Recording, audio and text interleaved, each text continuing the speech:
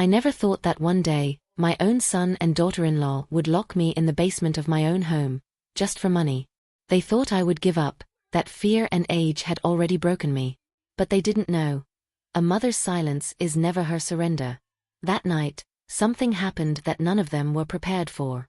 My name is Thandie Jacobs, and I'm 55 years old. I've lived in the same small town my entire life. A quiet place where everyone knows your name and the sound of the church bells still marks Sunday mornings. My husband, Robert, and I built our life here from nothing. He worked as a mechanic for over 30 years, fixing the engines of half the town's cars, and I worked part-time at a local bakery. We didn't have much, but what we had was built with love, laughter, and honest work. Our little house stood at the end of Pine Street. White walls, a small front porch, and a magnolia tree that Robert planted the year Marcus was born. Marcus, our only son, was the light of Robert's eyes. From the moment he could walk, Robert taught him how to hold a wrench, how to check the oil, how to be a man who works with his hands. I used to watch them from the kitchen window, father and son bent over an old truck, laughing together, grease on their hands, sunlight in their hair. When Marcus grew older, he married Nicole. She was a smart, confident young woman who always wore a perfect smile and spoke with that polished charm that makes people listen. I wanted to love her the way a mother loves her own daughter. And at first, I did. We all lived together in the same house, sharing the same table, the same space, the same dreams. Robert used to joke, "Now we're four, twice the love, twice the noise." Those were good days. I cooked big dinners every Sunday, and we'd sit together until late, telling old stories or teasing Robert about his stubborn habits. Marcus would talk about his plans, opening his own repair shop one day, and Nicole would nod proudly, resting her hand on his arm. I believed her when she said, "Mom, we'll always take care of you." I truly believed it. There was warmth in those walls back then. The smell of fresh bread, the sound of laughter, the comfort of knowing that no matter what, we had each other. Robert would fall asleep on the couch watching the news, Marcus would tinker with some old tool in the garage, and Nicole would sit beside me sipping tea, talking about life. I didn't know that one day those same walls would echo with anger, and those same hands that once hugged me would turn against me. Sometimes I look back and wonder when it started to change. Maybe the signs were always there. Little moments I ignored because love makes you blind. The way Nicole sometimes rolled her eyes when I repeated a story, or how Marcus snapped, "Mom, I'm not a kid anymore." I brushed it off, thinking it was just the difference between generations. After all, they were young. I was older, slower, maybe a little too sentimental for their world. But I still remember that last peaceful night. Robert and I sitting on the porch, the sun setting behind the trees, his hand wrapped around mine. He looked at me and said, "No matter what happens, Thandie, promise me you'll keep your strength." I smiled then, not knowing that those would be some of the last words I'd ever hear from him. It was an ordinary Tuesday morning, the kind of morning that carries no warning. The air was cool, the sun just starting to warm the front porch, and I was making Robert his usual cup of coffee, 2 sugars, 1 spoon of cream. He kissed my forehead before leaving, said he'd stop by the parts shop after work because one of the customers' cars needed a special bolt. He smiled at me the way he always did before walking out the door. I didn't know that smile would be the last one I'd ever see. Around 3 in the afternoon, the phone rang. It was a number I didn't recognize. When I picked up, a man's voice spoke softly, too softly, the kind of softness that hides bad news. "Mrs. Jacobs. This is Officer Williams from County Police. There's been an accident." I remember my knees going weak, my hand shaking so hard the phone nearly slipped. I don't remember much after that, just the sound of my own heartbeat thundering in my ears and the officer's words blending into a blur. When I reached the hospital, everything felt frozen. The smell of antiseptic, the white lights, the quiet rush of people who didn't dare look me in the eye. And there, in a room too small to hold a lifetime of love, lay Robert. My Robert. Cold, still, gone. I remember touching his hand, whispering his name again and again, waiting for warmth to come back. But it never did. Marcus arrived later that evening with Nicole. I expected him to hold me, to cry, to fall apart the way sons do when they lose their fathers. Instead, he walked in with a stiffness I'd never seen before. His first words weren't, "Mom, are you okay?" But did Dad have any insurance? Nicole pulled at his sleeve, whispering something like, "Not now," but the damage was already done. Something inside me cracked quietly that day, not from Robert's death alone, but from the emptiness in my son's eyes. The funeral came and went in a blur. People from town came to pay respects, offering casseroles, flowers, and sympathy I could barely feel. I remember standing by the casket, my fingers tracing Robert's wedding ring, wishing I could go with him. When the priest said his final words, I looked up at the sky and whispered, "You told me to keep my strength, Robert." But how? After the funeral, the house didn't feel like home anymore. The laughter was gone, replaced by the hum of silence and the weight of unspoken words. Marcus became distant, spending more time out of the house. Nicole stopped joining me for tea, and when I tried to talk, she'd politely smile and say she was busy. They both seemed to move on faster than I did, and that broke me even more. I tried to fill the silence. I cleaned, baked, prayed. But grief doesn't leave when you tell it to. It lingers, curling itself around every sound, every shadow. At night, I'd sit in Robert's chair, holding his old flannel shirt, breathing in the faint scent of oil and soap, and pretend he was still there. One night, Marcus walked past me, shaking his head. "You can't keep doing this, Mom," he said. "He's gone. You have to stop living in the past." His words cut deep, not because they were cruel, but because they came from my own child, the one Robert and I had raised with such tenderness. I looked at him and thought, where did my little boy go? It was around then that I realized, love can't protect you from change. No matter how much you give, some people forget where they came from the moment they think they've outgrown you. The weeks after Robert's death felt endless. The house that once echoed with laughter now carried only the sound of footsteps and closed doors. I tried my best to keep things normal, cooked the same meals, watered the magnolia tree, folded laundry the way Robert liked it, but everything I did just reminded me that he wasn't there to see it. Marcus started working longer hours, or at least that's what he told me. Most nights, he came home late, his face tense, smelling of cigarettes, something he'd never done before. Nicole, on the other hand, spent more and more time glued to her phone. She'd smile when she looked at it, then go quiet the moment I entered the room. When I asked how work was, she would just shrug and say, "Fine, Mom," her voice sharp, her eyes avoiding mine. I noticed the small things first, like how she started locking her bedroom door, or how Marcus stopped asking me to join them for dinner. Then came the bigger things. One morning, I found a stack of unpaid bills on the kitchen counter. When I asked Marcus about them, he snapped, "Don't worry about it, Mom. You don't understand how things work now." That line, "You don't understand," became his favorite way of shutting me down. Every time he said it, it was like a wall rising between us, brick by brick. To keep myself busy, I started doing chores I didn't have to do anymore. I'd mop the floors, polish the silverware, and make meals I knew no one would eat. It wasn't just about the cleaning, it was about trying to feel useful, to remind them that I still belonged in this house. But slowly, I began to sense something else, a shift in tone, in energy. It wasn't just neglect anymore. It was irritation. Nicole began sighing loudly whenever I asked her something. She'd whisper things under her breath when she thought I couldn't hear, "She's always here," or "We need our own space." Once, I caught her telling Marcus, "We can't build our lives if she keeps clinging to us." That night, I cried quietly in my room, trying not to make a sound. I didn't want them to know how much their words hurt me.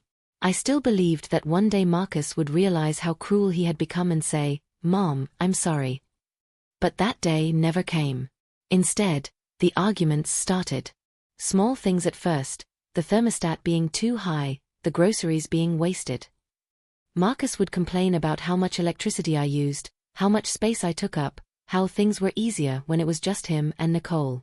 One evening, I made his favorite stew, the same recipe his father loved. When I placed it on the table, Nicole looked at it, rolled her eyes and said, "We don't eat heavy food like this anymore. Maybe you should stop cooking." That night, I didn't eat. I sat in my room, listening to them laugh in the kitchen while they ordered takeout. The walls of that house started to feel like strangers, like they were closing in on me, inch by inch. I began sleeping less, waking up at every creak and sound. Sometimes I'd think I heard Robert's voice, whispering the same words he told me the night before he died, "Promise me you'll keep your strength." I didn't know then that I'd soon have to use every ounce of that strength just to survive under my own roof. It was a Saturday morning when everything changed, not because of a grand miracle, but because of a tiny, ordinary decision.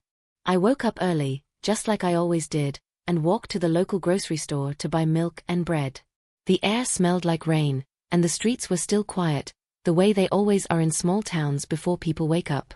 I greeted the cashier, Mr. Taylor, a kind old man who had known Robert and me for years. He smiled and said, "Good morning, Miss Jacobs. You know, the state lottery's rolling big this week, $70,000. You should try your luck." I laughed softly. "Luck, and I haven't spoken in a while, Mr. Taylor." He chuckled and slid a ticket across the counter. "Maybe it's time you said hello again." I don't know why I bought it. Maybe I was tired of sadness. Maybe I just wanted something new to look forward to, even if it was only for a moment.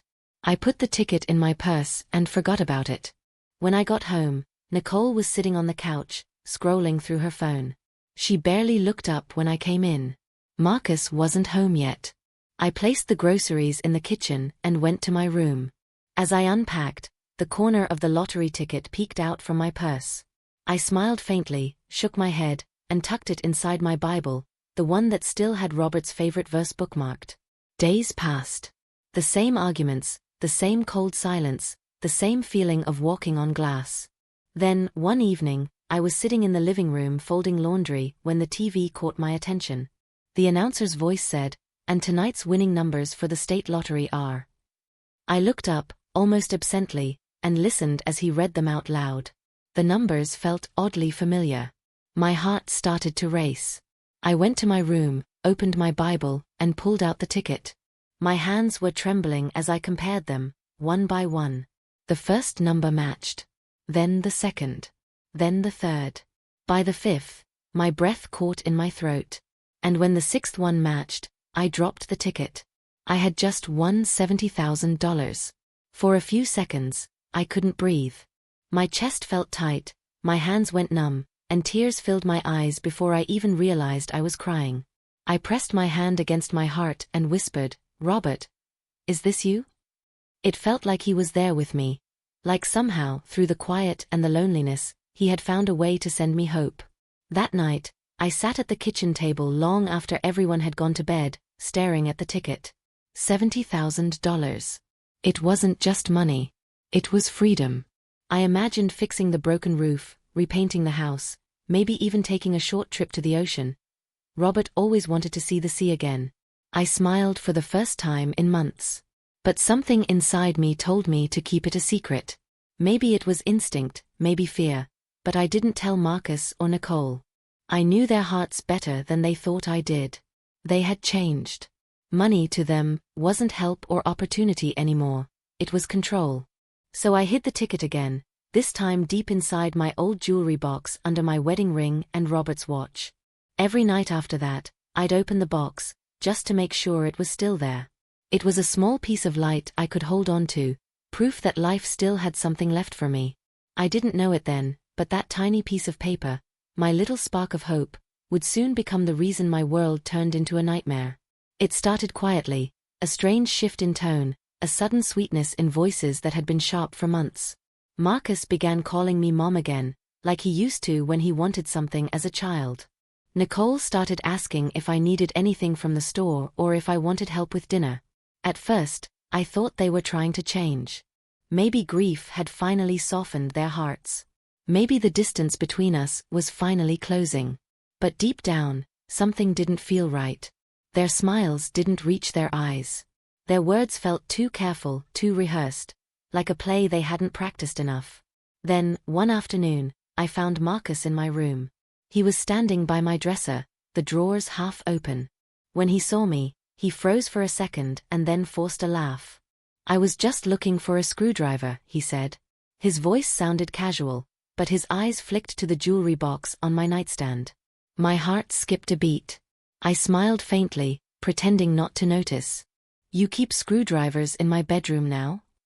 I said gently. He didn't answer. He just walked out. That night, Nicole came into my room with 2 cups of tea. It had been months since she'd done anything like that. She sat beside me on the bed and said, "Marcus told me you've been keeping something from us." Her tone wasn't angry. It was calm, too calm. I tried to keep my voice steady. "I don't know what you mean." She smiled, but it wasn't a kind smile. "The lottery, Thandi. We know you won." I felt my stomach drop. I couldn't even speak. She leaned closer, her perfume sharp, her voice colder. "You should have told us. You're not young anymore. You don't need that money. Marcus has big plans. A new business, something that could finally make us all comfortable. We're family. You trust us, don't you?" Her words wrapped around me like vines, soft but suffocating. I didn't answer right away. I just stared at the floor trying to think. Then I said quietly, "That money isn't for business. It's for the house. For repairs. For the future." When Marcus came home later that night, the calm was gone. He slammed the door so hard the picture frames rattled. "You owe us this, Mom," he shouted. "You've lived off me since Dad died, food, electricity, everything. You think you're the only one who needs help." Tears burned behind my eyes, but I refused to let them fall. "I never asked you for anything," I said softly. "You're my son. I've spent my life giving. You think I owe you because I loved you?" That only made him angrier. He grabbed the edge of the table and kicked a chair across the room. "You're selfish. That money could change our lives, and you're hoarding it for what? Some old house and your dead husband's dreams." Nicole tried to calm him, but her words carried the same poison. "She's not thinking straight, Marcus. She's old. We'll take care of everything once she signs the papers." Papers. That word made me cold inside. They weren't asking anymore. They were planning. That night, I locked my bedroom door for the first time. I moved the lottery ticket again, this time into the lining of my coat pocket. I didn't sleep.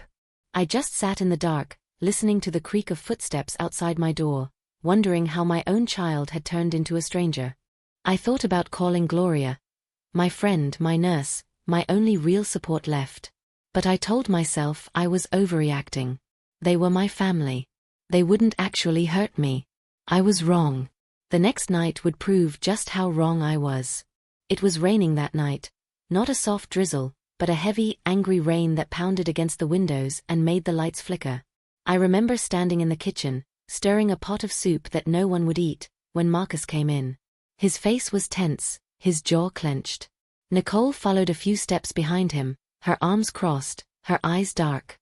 "Mom," Marcus said flatly, "we need to talk." There was something in his tone that froze me. I turned off the stove and faced him. "About what?" He didn't answer. Instead, he stepped closer, his eyes narrowing. "You're still holding on to that ticket, aren't you?" My heart began to pound. "Marcus, please." Before I could finish, he slammed his hand on the counter. "Don't lie to me. I searched everywhere. Where is it?"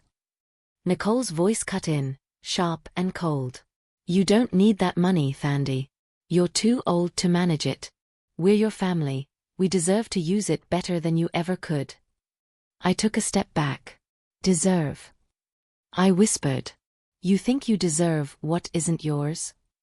Marcus's face twisted with rage. He grabbed my arm, hard enough to make me gasp. "You're not going to ruin this for us." Everything after that happened so fast it feels like a blur. He dragged me toward the basement door as I struggled to pull free. My cries mixed with the sound of thunder outside. Nicole followed behind, muttering, "Just do it. She'll calm down." The wooden stairs creaked beneath us as they forced me down into the cold, damp basement. The smell of mold and dust hit my nose, and I realized what was happening. My own son tied my hands with thick rope, his breath heavy, his face set like stone. "Marcus, please," I begged. "Don't do this.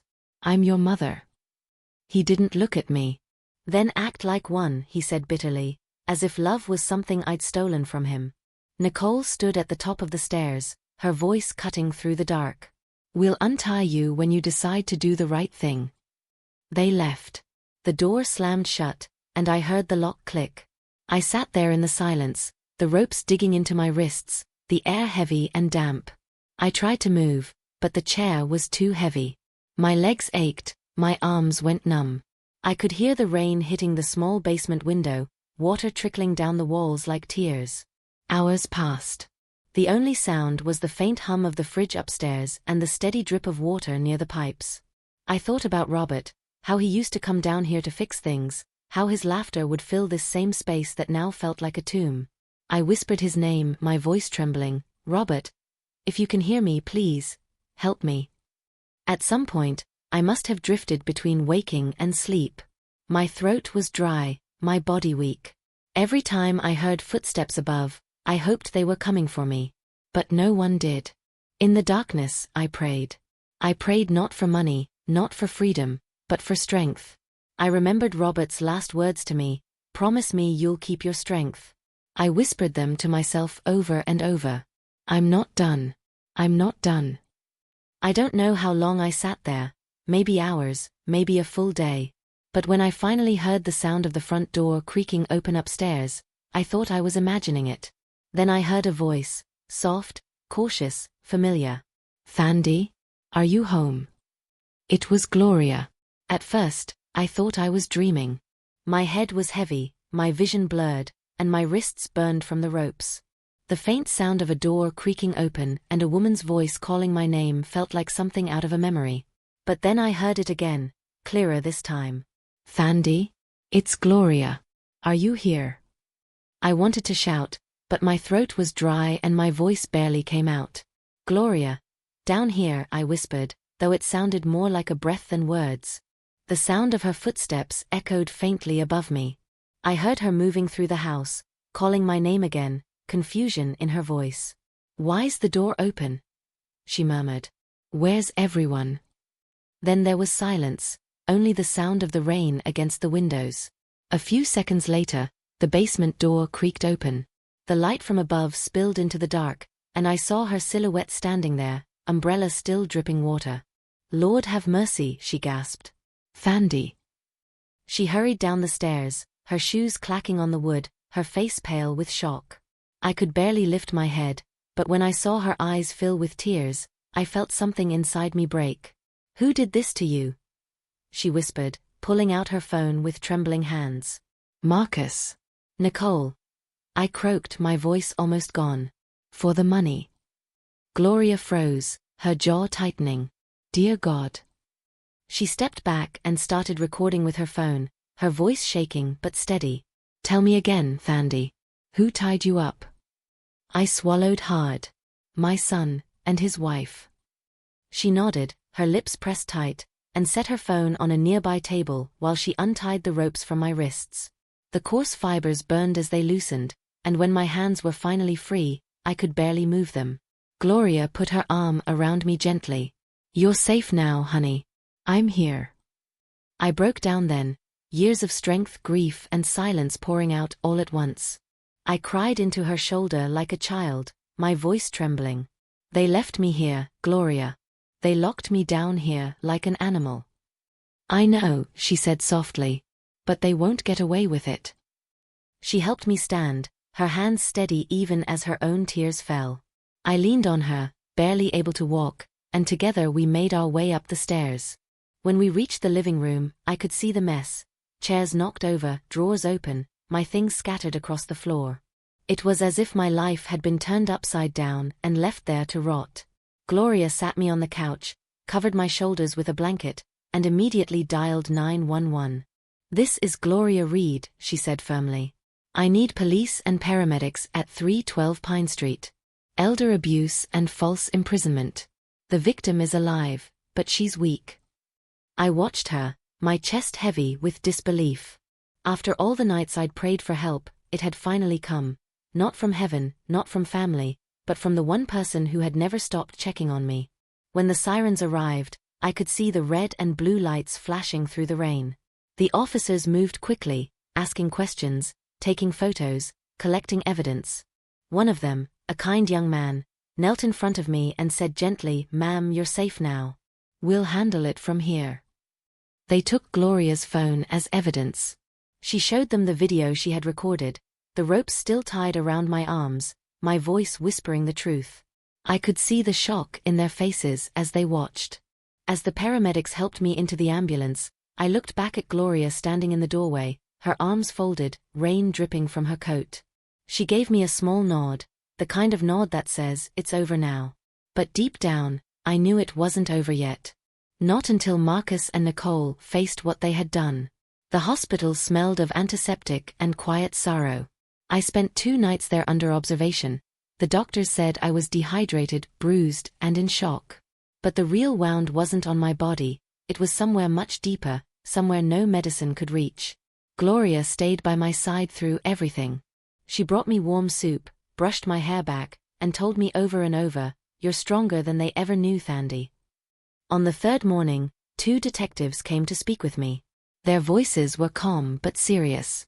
"Mrs. Jacobs," one of them said, "your friend's video was enough for us to get a warrant. We've already taken your son and daughter-in-law into custody." I didn't know whether to cry or stay silent. I just nodded. Did they say anything? The detective hesitated. They both denied it. Claimed you were confused, said it was a misunderstanding. I closed my eyes. Of course they did. The days that followed moved slowly but surely. Statements were taken, evidence reviewed, and finally, the case went to court. I was terrified to face them, but Gloria told me gently, "You owe it to yourself, not to them. Let them see you standing." The courtroom was colder than I imagined, all marble, silence, and stares. When they brought Marcus and Nicole in, I couldn't breathe for a moment. My son wouldn't look at me. He kept his eyes on the floor, hands cuffed, shoulders tense. Nicole looked pale, mascara smudged, her perfect composure finally cracked. Their lawyer tried to paint a story, that I was grieving, unstable, imagining things. That I tied myself accidentally, that I was confused about money. The courtroom murmured, even the judge frowned. Then Gloria took the stand. Her voice was steady, her eyes bright with fire. "I've known Thandi Jacobs for 20 years, she said. I found her tied to a chair, weak, terrified, and near collapse. I recorded the scene myself. You'll see it for yourselves." When they played the video, the room went silent. The image on the screen showed me, pale and trembling, ropes cutting into my arms, whispering, "Marcus. Nicole, for the money." The moment my name left my own lips, Nicole's face crumbled. Marcus clenched his jaw, his mask shattering. The judge leaned forward, his expression hard. "Mrs. Jacobs, would you like to make a statement?" I stood slowly, my knees shaking, but my voice was steady. "Your Honor, I raised my son with everything I had. I worked, I sacrificed, I believed that love was enough to build a family. But love means nothing when it meets greed. They didn't just tie my hands. They tied the memory of the man I loved, the home we built, and everything good I ever believed in. But they forgot one thing. I may have lost my husband, but I never lost my faith." The courtroom was silent. For a moment, even Marcus looked at me, and I saw regret, but it was too late. When the judge spoke, his words felt like thunder after a long storm. "Marcus Jacobs and Nicole Jacobs, guilty on all counts, elder abuse, false imprisonment, and attempted extortion. You are hereby sentenced to 12 years in state prison." Gloria squeezed my hand. I felt a single tear roll down my cheek, but it wasn't sorrow. It was release. Months passed. The house was quiet again, but not the kind of silence that hurts. This silence was peaceful. I fixed the broken roof, painted the kitchen, and opened the windows wide so the breeze could touch every corner. The magnolia tree outside had begun to bloom again, its flowers white and bright against the blue sky. Gloria still visits every Wednesday. We drink coffee on the porch, and sometimes we laugh. Real laughter, not the kind that hides pain. Every now and then, she reminds me of that day and says, "You did it, Thandi.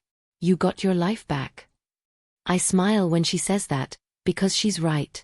Sometimes when the sun sets and the air turns golden, I whisper softly to myself, "They tied me with ropes, but they forgot. My faith was never tied." And that's how my story ends, not in anger, but in freedom. The kind of freedom you find only when you've lost everything, and somehow, still survived. That was my story, a story of love, loss, and the strength I never knew I had until life forced me to find it. If my journey touched your heart, please don't forget to subscribe to the channel and share this video so more people can hear stories like mine. And before you go, tell me one thing in the comments. If you were in my place, would you forgive your son? Or would you walk away forever?